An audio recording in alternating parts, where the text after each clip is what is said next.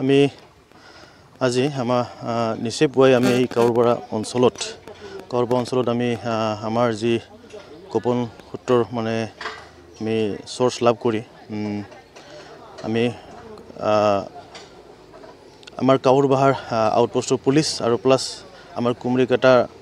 ৰেঞ্জৰ ষ্টাফো আছিলে আৰু আমাৰ তামুলপুৰৰ ষ্টাফ আছিলে আমি একে গড হয় আমি নিচে পুৱাই মানে আমি ৰেড কৰিলোঁ এইখিনি জায়গাটো ইয়াৰ পিছত আমি এতিয়া তিনিটা অবৈধ মানে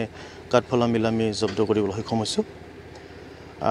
এই মিলৰ লগতে আমাৰ জেনেৰেটৰ মিলখিনি আছিলে আৰু কিছুমান চনটিম্বাৰ আৰু লকছিনিও আছিলে ভৱিষ্যতে চলাব নেকি আৰু হয় হয় আমাৰ এইটো অনাগত দিনতো চলি থাকিব মই যিখিনি মানে হি অবৈধ মিলৰ যিখিনি মানে ইলিগেল কাম কৰি আছে তেখেতসকলক মই ক'ব বিচাৰিছোঁ আপোনালোকে অতি সোনকালে এইটো বন্ধ কৰক বেন কৰক নহলে আমি কঠোৰৰ ওপৰত কঠোৰ মানে পদক্ষেপ ল'বলৈ সক্ষম হ'ম হয় মোটামুটি এইটো আমাৰ 4-5 লাখ টকা হৈ যাব পাৰে এইটো কমেও